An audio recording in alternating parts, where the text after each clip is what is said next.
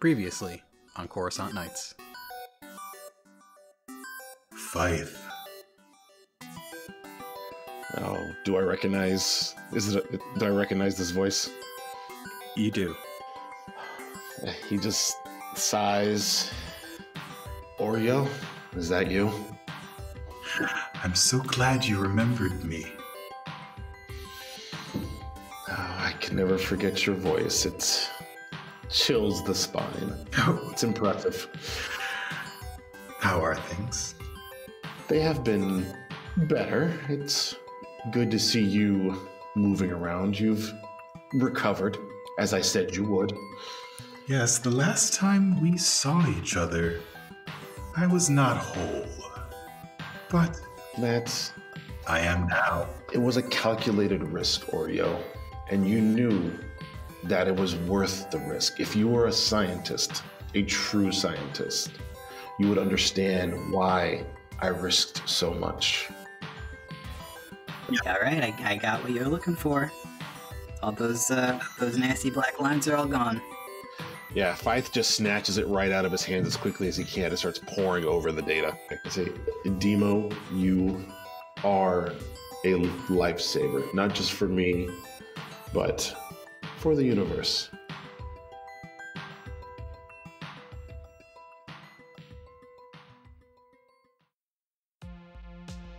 Memory, history, guilt, pain. The rain can wash all these things away, and when the clouds have passed, you can start anew. But what if those things were an important part of yourself? Who are you when the storm ends? Yeah, I'll grab my cooler with the vials. He's got all the eyes, he's got his hands. Yeah, I got my data pad in my bag, and I want to head back to my place. Okay. The cabbie meets you out front. What is your place like? I would assume that he probably lives above, like in a upper area of the medical facility. So the hospital thing he works at, he doesn't require much. So he's probably just converted what is essentially an office into where he lives. So it's just like there's a cot in the corner. He has his desk. He has his computer. And because it's a medical facility, he probably just showers there, and he spends 90% of his life in this place, either working on his science or fixing people. Okay. What is the medical facility like? Is it like a facility, or is it just his place? It's just his place. It's like what the Aurora Biotech, how it was all this big and magnificent stuff. Yeah. It's like that scaled down to like essentially maybe like a 3-story building. Okay. Maybe a 2 or 2-story building that on the outside it is dusty, dirty, old, paint is chipping off. It looks completely run down. There's a simple sign that's flat against the front that is whatever the Star Wars Universal sign for medical facility, like how we have the twisted snakes on the pole thing in real life. There's just that symbol on the door, and that's it. Inside it is like immaculate because this is where he lives and works. So when you walk into this facility, there's like a constant buzz of those little floor cleaning Roomba droids that are just always back and forth cleaning the floors. I don't know if they can go up walls, I don't know, but there's always, those things are constantly cleaning, even when it looks spotless. I'd say half of his money has gone towards cleaning droids just to make sure this place is perfectly as clean as possible. So it smells like pine sol and bleach on the inside. It smells like the forest moon of Endor if it was covered in bleach. Exactly. Does anybody else work at the facility? I would say during the day, he probably has like a receptionist of some kind. Like someone who comes in and like, because he's going to be in the back working on people. So when he's working on people, that person can like get their names. Like if you've ever been like to a free clinic before, that type of deal where there's one person behind a desk, you sign in, and then, they can just call you to the back and the doctor will see you now. Yeah, I would say, that person probably just works during the day. So they probably work a 9 to 5, whatever schedule. And if there'd be nobody, when he gets back, it's just him and his droids. Yeah, I think you probably also have like a 2 1B medical droid. Yeah. I would definitely have at least, I'd say a couple of those little floating metal, like maybe one that walks and one of those little floating ones that can like make sure I have that one, like the one walking droid would probably be in charge of making sure everything's clean and sterile, and the floating one would float back and forth, handing me the instruments that I would need. Okay. So the cab pulls up outside your clinic. It is down near Gand Alley. Not the nicest part of town, but the rent is cheap and you can do your work and your real work without too much notice. Mm-hmm. It is very dark when you pull up, and I would like a vigilance check, please. All right, vigilance, one of my not as great skills. It's not that bad. That's 3. I'm sorry, I was thinking something else. It's 3. All right. And we'll do 2 purples with a setback because it is dark. This is like what my players like to do. I'm actually going to give myself a second setback because I'm so excited to get on this research. I am clearly not paying attention at all. I'm just trying to get in as quickly as I can. So yeah, I'm definitely not paying attention. All right. Roll, and that's what I get for doing that. So I get a threat. So yeah, I'm clearly in my own world excited to start working on this stuff. The cab driver drops you off in front of your house or your facility and drives away into the darkness. You don't see anything odd. I wouldn't notice if there was a Wookiee tap dancing next to me right now because I'm excited to get inside. You unlock your door and head inside. The downstairs is all dark at this point. The skeletal body of a medical droid is shut down in the corner, and you head up. I assume you do your work, your real work upstairs. Yeah, that's where I do all at least the research part of it is definitely upstairs. Yeah, and there's a special room upstairs where I do some of the unseemly stuff. But yeah. All right, so you head up to your apartment above your workplace, and what are you going to do? I'm going to sit down with the redacted files with the DNA markers that I know, looking at my notes and seeing if I can draw a connection between what I've done so far. Because I know I haven't been successful in what I wanted, but I've had to have made some progress over the last few years. Yeah. And seeing where Anya's at, and if I can see the middle, or seeing how I could add mine to theirs and like supplement each other to make either mine better or hers better. Okay. This is sort of a big role for you. Yes. So we're going to do your medicine. Okay. And I'm going to flip a dark side to make it 2 purples and a red. All right. So I'm going to flip 1 to turn my 1 green. So I'm going to have 4 yellows. And then can I get a boost because of all the redacted information and like the previous triumph that I've already kind of, as the drive, I've kind of been working on it anyway. So I'm a little in the right mindset for it. Sure. Yeah. Okay. All right. And then what did you say for the roll against? You flipped it. So it's a what and what? It's going to be a red and 2 purples. All right. It's not hard enough, but okay. Yes. Now, this is what he does. This is what this character is built to do. Yeah. You know? All right. Whew.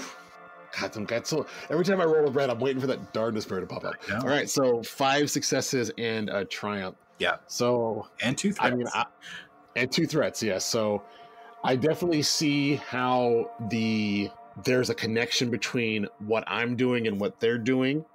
And that, I mean, there's a triumph. So I'm going to say that with that connection that I can either make my meager work better, or I can take what they're doing and like maybe like exponentially, instead of it being good against like a dozen diseases, now maybe it's good against like 3 or 4 or 5 dozen diseases. Like it's like growing exponentially the more I work on it. Is what you're doing sort of like how scientists do a simulation, or are you actually like combining things and...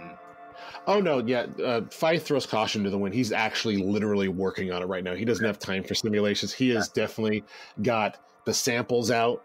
He's got his notes, their notes, the serum that he's been working on, and he is definitely doing his little alchemical sciences and stuff to try to see what pops out of here. Yeah, you see something interesting with it where whatever it is actively seeking out things to eradicate. It's not even... It's not a passive serum. It's like aggressive. Yeah, pretty much.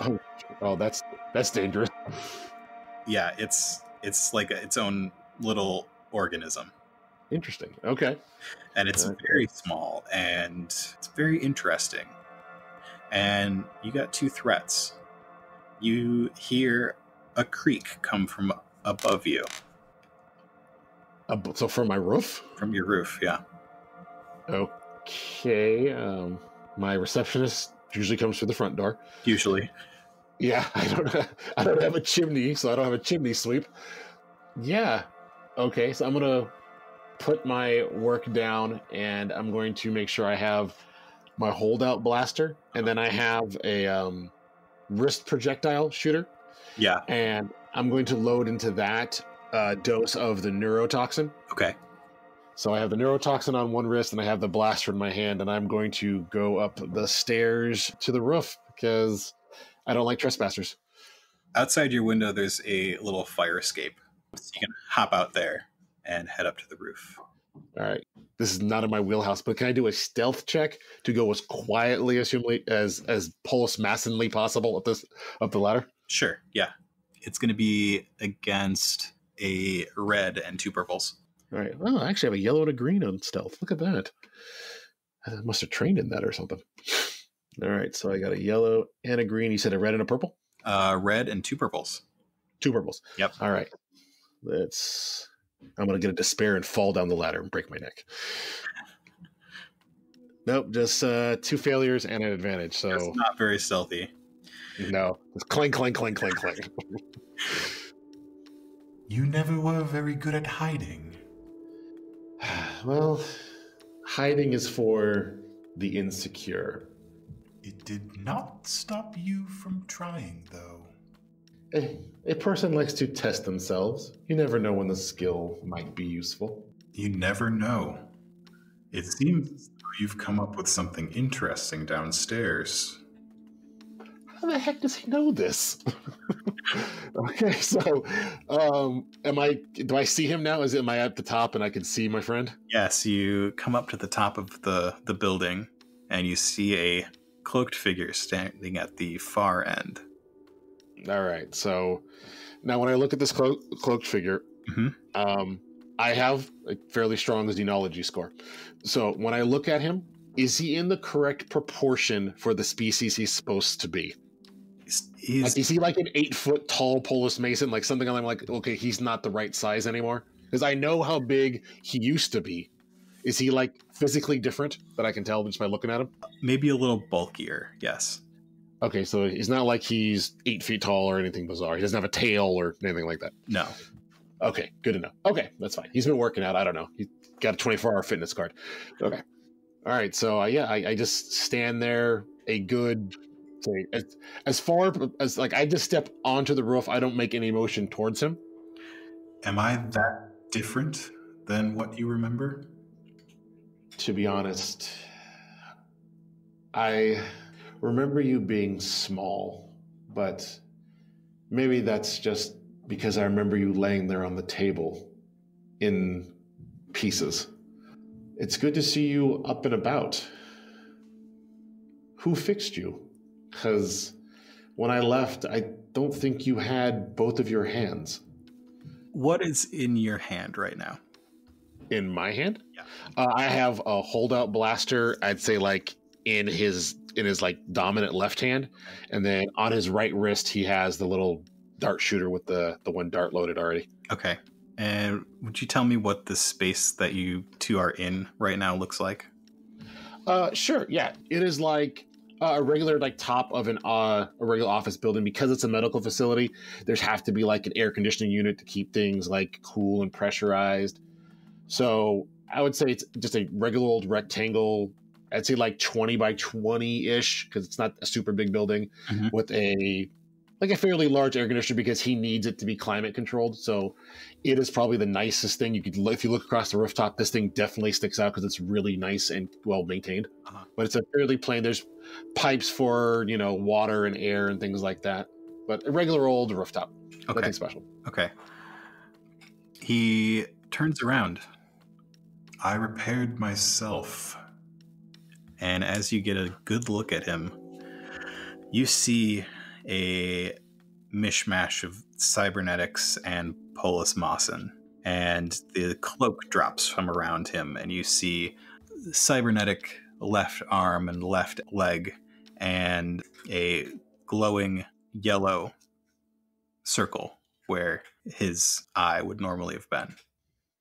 Okay, I take a quick little breath and like, so I see you went the lazy way with cybernetics. Oh, you don't. Trying to be as cool as I can be, but yeah, he's like a little nervous right here because he's like, oh, this is out of my pay grade. You don't even know what I've been through. This, And he gestures towards himself. this was after.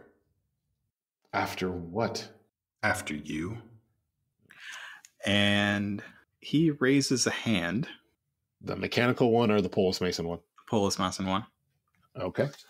And you feel slightly weightless What? as you are pulled up Okay. off your feet. Okay. All right. You did not know this about me, did you? And he walks slowly towards you. Oh god, he's gonna drop me over the edge of this building.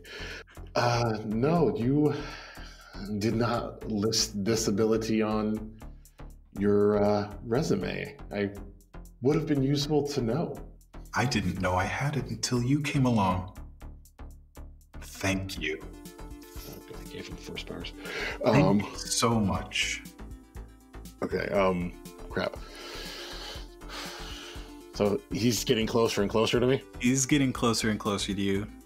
Am I being pushed in any direction, or am I just lifted straight up like I'm floating there like 2-3 feet off the ground? You were lifted about 6 inches off the ground, and then he Okay, no. dropped you back down. He's still Okay. walking towards you. All right, how much space do I have in between us? 30 feet. Okay. What is it you want from me, Oreo? Do you want an apology? Do you want me to say I'm sorry? I just want to show you what I've discovered. All right. Oh, jeez. That sounds so ominous. You can show me from there. Oh, I'd like to be a safe observational distance. I can For only shoot science. you up close. Oh, jeez. Yeah, can I shoot the ground in front of him with my blaster? Yes. No roll. You just do it. Yeah, I just shoot it, try like a foot or two in front of him. I'm definitely not trying to hit him, but to like draw the line in the sand and just be, that is close enough. My next shot will not miss. Always so easy to violence. If you don't want to know, I will just keep it to myself. I want to know. I really want to know. Oh, I know you want to know. Thanks for reading my mind now. Then He might tell be. me. Yeah, I know. I kind of feel like he is. Then tell me, were these powers born into you, or did we give them to you? Both? That's interesting. See, now, even if he dies, he needs to know this freaking answer. All right, so I'm going to lower the blaster. It's still in my hand. I'm not like holstering or anything. It's still in my hand. Then tell me, Oreo, let us go downstairs. You know what I'm about to do, what I'm capable of doing right now. With your help, we can finish my work. An interesting conundrum this is.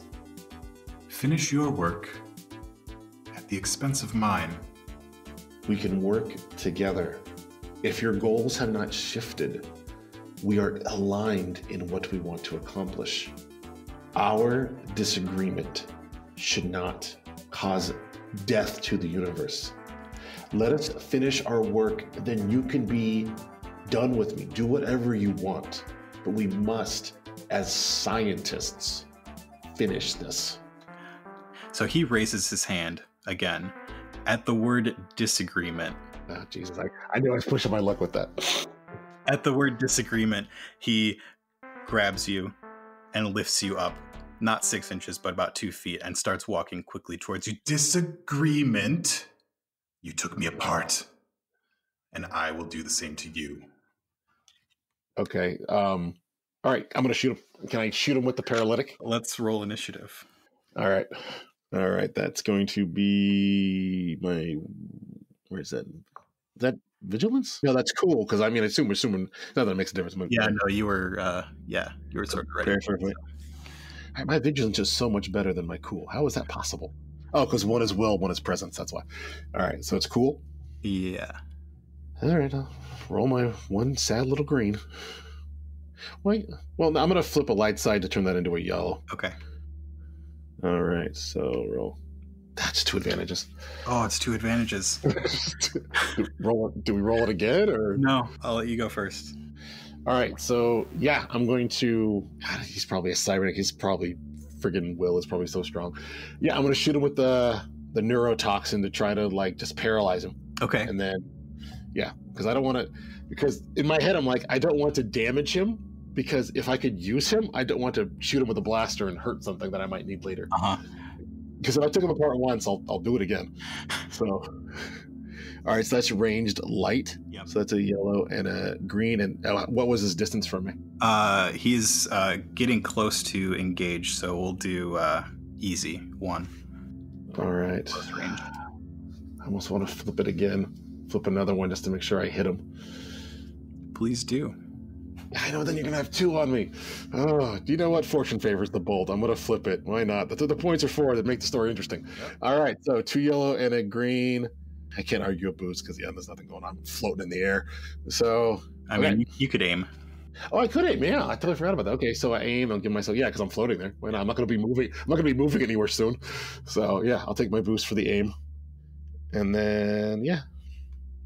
All right, so 3 successes and 2 advantages, which means now you have to roll against the neurotoxin, which is something. Which is a success. Oh, you already rolled it then? I did. I was ready for you. You were ready for me? All right, so what happens on a success? Nothing, right? I think so.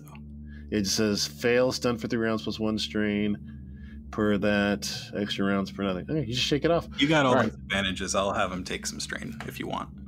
Okay, yeah, that's fine. Because does it do? So it doesn't do any damage, right? Because it's just like a dart hitting you. Yeah. So all right. So yeah, there you go. Your dart hits him in the neck, and he just pulls it out and tosses it aside. That's what I was afraid of. All right. You think it should be so easy? Well, it could have been. You never know. He closes the distance with you, and you see a small scalpel in his left hand. His cybernetic hand. Okay. Yeah, because he's holding me up with the Polish Mason hand. And he sticks you with it. He stabs me with the scalpel? Yep. Okay. I'm not a fighty type character. Right. Has anybody died on this show before? Right. So that is 3 and ignoring 2 soak. All right, so just 3 straight damage? Yeah. 3 wound? All right, so that's a third of my life force right there. I don't want to kill you. I just want to show you the way. Great, now he's a cult leader. All right, all right. I'm going to try to appeal to this guy, his mind. What is my best bet? All right, I'll try to coercion. I'm going to try to convince him to put me down. Okay, it'll be... I mean, it's going to be really hard because I know he's in a pissed off state, but I don't think shooting him with a blaster is going to do anything. So, yeah, I'll try to coerce him. So, do you want me to say it first or roll it first? Say it. Sure. All right. You're right, Oreo.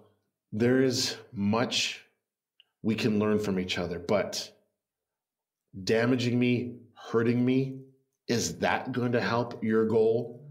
Wouldn't you not have me at 100% to help you with your science? Clearly yours is the step ahead of mine. So let us work together. Let us not fight like the regular people. So did you mean that you think his science is ahead of yours? No, not at all. Not at all. Fythe is just trying to say to him something that he'll put him down, and they can work together. Maybe he'll try to tranquilize him later. Anything to keep him from being, because right now Fythe is like, he's going to throw me off the roof. Or he's going to cut me into pieces right now. And I don't want to know how that feels. I do that enough to other people. I don't want that to happen to me. So he is definitely trying to convince him that he's the better scientist. let's do your work. Mine will go on the Do you back want to burner. roll deception since you have a yellow in that? Yeah, I guess it's more of a lie. And So yeah, throw a boost in there, and it'll be against 2 purples and a black for his state of mind. Yeah. All right. Come on, Force, be with me. Ha! Success! All right. So he puts you down slowly, and you don't see an expression on his face, but you can sort of feel in that mental connection that you've got him calm down just a little bit. And he puts his little scalpel away. I'm sorry. I don't know what came over me. It is fine. I have been in a similar state of mind.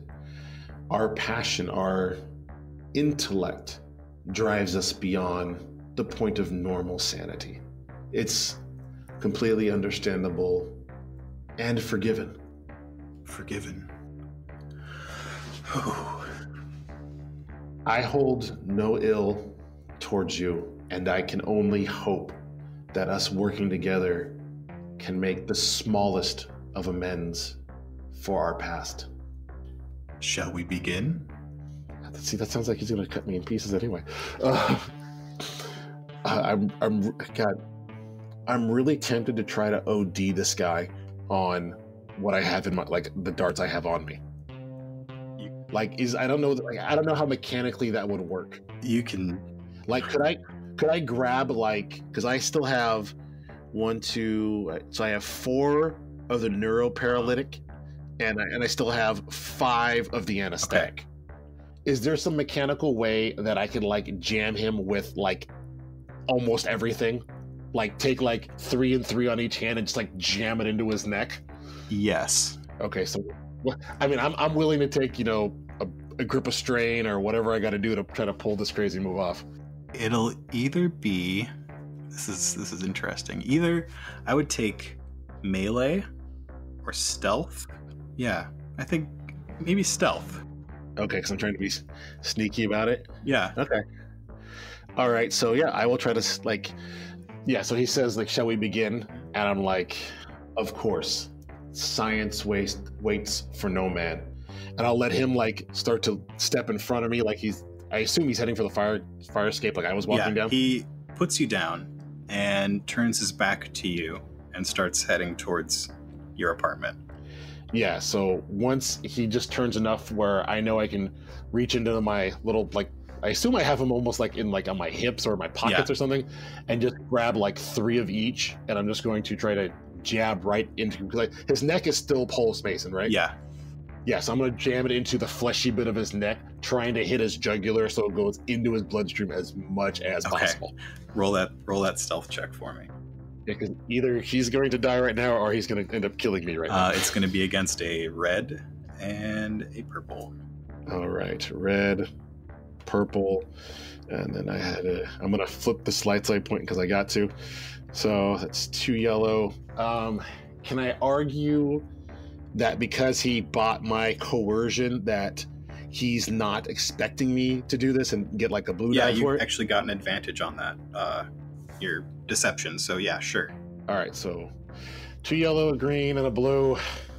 All right, either he dies or Fythe dies on this roll. All right, because if I hit him, you got to roll against all that craziness. All right, come on.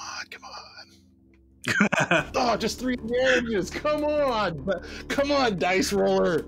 Tell me what happens when you do it. All right, so he as he steps in front of him, he just goes to his hips, doesn't even look at him, just grabs 6 of as many darts as he can hold in his hand. I assume, like, 3 of each, and he goes to stab him in the neck. But I'm gonna say maybe because I'm imagining they're like syringes in some sort of way, and that as he stabs him, that maybe Oreo, like, flinches or moves, and he's not able to like decompress all the plungers or any of the plungers. I don't know how much you want to let 3 advantages go, but he can't get all the plunges all the way down or any of them down. But now he has, like, the needles in his neck. Okay, so because technically there's no success. But it happened. You got the needles in, And let's say, since it is Star Wars, which is sort of technological, future-y kind of thing, they're automatic. And as soon as it broke the skin, it just injected. Okay. And Oreo turns towards you. And you can't, he has no expression on his face, but you can see, you can feel the vibrations sort of in your head of betrayal. And he just can't believe it happened again, that you would betray him again. And he stumbles towards you and sort of lands on top of you and pushes you to the ground under him. Okay. And you feel something weird. Something weird's happening here. You can Weird like I'm getting stabbed weird, or weird like emotional weird like something's happening in your speech center brain area. Okay, gotcha.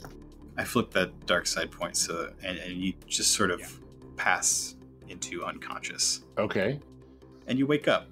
You can tell that some time has passed, and Oreo's nowhere to be seen. Oh, I was hoping to experiment on him. All right, so I just wake up. That's like I sit up, and he shakes his head and like quickly like reaches for his blaster and like spins his head around, assuming that Oreo might still be anywhere. Mm-hmm. And he doesn't see him. He just looks around and this asks, like, does the psychic shout, "Oreo, are you there?" I'm here. Oh, son of a... I don't think you swore on your that's show. okay. I'm sorry. Son of a Gundark. Yeah, son of a Gundark. How are you feeling? Oh, excellent. So good. I'm so glad you came around. Came around to what? To my way of thinking. I told you I had conquered death. Oh, so okay, so so you died again? I don't die. Interesting. That is advantageous for you. Now, is this... Because now he's going full-on scientist right now. Are you being brought back biologically or cybernetically? That is an interesting question, and I think that we should research it further. Well, for the betterment of the universe, I'd have to agree with you. Because if it's just cybernetics, you and I both know that is cheating. Now, if you have organically figured out a way to bring yourself back, that I would be interested in seeing. Well, it's certainly not cybernetics. But well then, it is still a question. Let's go to your lab. Do I see him? You don't. Okay, I'm going to assume that he's already in my lab or something because, God, this guy being everywhere is very weird. I go, okay, fine. Very well. Do you take the same breakfast? My receptionist can bring us breakfast. Oh, I won't need breakfast anymore. A pity. I remember you loving cinnamon rolls. And you get down to your lab. It looks just the same. Okay. Is that what he said to me, or it looks the same to me as I get down there? That's what he said to you. Okay. So I'm in my lab. Do I see him now? You don't. Oh. Okay. Make a perception check. Sure. Perception. Where is that one at? Alphabetical 2. All right. Against what? Easy. 1 purple. All right. I won't even bother flipping anything for this. Oh, I succeed. You don't see him in the lab, but you feel him in your head. Okay. All right. So, Oreo, I have a question for you. Yes. Are you invading my brain organically, or did you implant something into me? There's nothing inside you except me, just my consciousness. Oh, that's fun. I told you, we will be together forever now. Is that how you cheat death? By moving from body to body? Yes, it is. Did I notice when I saw him, was he the same guy? Like, was he, I mean, because Pulse Mason kind of all looked the same. Would I have noticed that he was a different Pulse Mason? You did notice that he was bulkier. Okay, so he's hopping through people. Okay, interesting. So now I have a second personality in my head. Isn't that interesting? That What a discovery. That is definitely a way to cheat death in a manner. Now, Oh, it is not cheating, it's conquering. I believe we'll be arguing the semantics of this for quite a while. Oh, quite a while. Okay, so now I don't even know how to, like, I'm trying to figure out, does he have control over me, or is he just in my head for the ride? No, I'm just here. Yeah, he's reading my thoughts, because now I can hear my inner monologue. That's great. So I like how Fythe's inner monologue is just my regular voice. That's fine. So, Fythe's inner monologue rolls dice. Yeah. yeah, exactly. That's how he makes decisions. He consciously rolls dice. Why not? He's a gamer at heart. Okay, so... Alright, well, Fythe is not one to panic too much about this. With two minds, your work will make leaps and bounds it has never made before. Shall we get to work? Fythe just does a heavy sigh. Let us work, because can't think of a way out of this right now. So yeah, he opens up, he turns his computer back on, and he just stares back at the screen, knowing now that Oreo's looking at the screen too. Mm-hmm. And he starts going over his. I mean, is he capable of reading my memories, or is he just along for the ride visually? That's a Like, very interesting question. Yeah, because I'm trying to decide, like, do I need to explain what I've been doing, or does he, like, just flip through my brain like he's looking through my computer's files? I think he would. He's been sort of following you for the last little bit. So he kind of knows what's going on? Yeah. Okay, so yeah. So Fythe will just go. So you can see this Anya, as rudimentary as her science is. I mean, she is no Polis Mason. She has made breakthroughs. I think together, you and I will finally be able to save the universe. Finally. It was only a matter of time.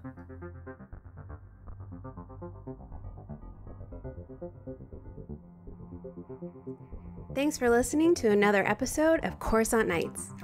Thanks to Dwayne for playing on these episodes. You can find more of Dwayne on the Flight Risk podcast. Our music is by Mark Eberhardt. You can find us on social media at Coruscant Night on Twitter, or you can email us at coruscantnightspod@gmail.com. Love the podcast and want to show your support? You can leave us a review on your favorite podcatcher. You can buy us a coffee at ko-fi.com/Coruscant Nights, or you can visit us on Patreon. Check it out at patreon.com/Coruscant Nights. Make sure to stick around after the preview for Flight Risk for a preview of next week's episode.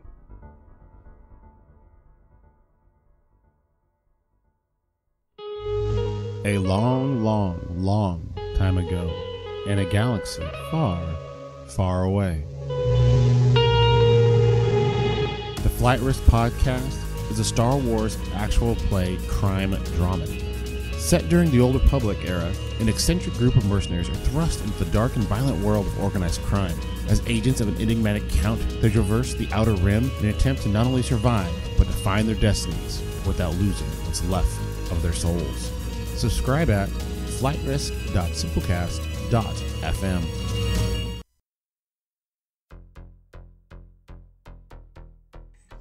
So, as you're trying to push him up into the ceiling, somebody smashes in the front window and starts going after the lock on the inside of the door. I'm actually going to drop Kishi. I am going to fall. And I'm going to go for my rifle. Okay, your rifle that is larger than you, pretty Well, much. of course. Yeah. All right. So your rifle is just like a standard normal person. Let's not say normal person. Let's say it is built for somebody humanoid. who... Yeah. Not a Jawa. It's built for a humanoid between 5 foot and 7 foot. Okay. Yeah. It's much bigger. Yeah. So for you, it's like a huge sniper rifle. Okay, I see what you did. Yeah. Okay, so, but I'm gonna get that and I'm gonna kind of like flatten out on the floor and ignore his cries of pain and try to maybe see if I can like wait to see what their intentions are. Okay, you're gonna wait. You're not gonna take a shot. I have put complete and total trust in my sibling. So I was reaching up and I'm just gonna fall straight down. Like I'm not gonna have a chance to really recover as a graceful space bunny cat could do. Yeah. They find the lock on the inside, turn it, and a group of 3 people comes into the dojo. Do we recognize them? You recognize their clothing. You don't recognize Okay. their faces. What do we recognize about their clothing? They are all wearing dark. It is a sort of dark robe-like apparel that you've seen before. When have we seen this before? Recently, Oh. when you were their prisoner. It's them! She says a bad word and then starts firing.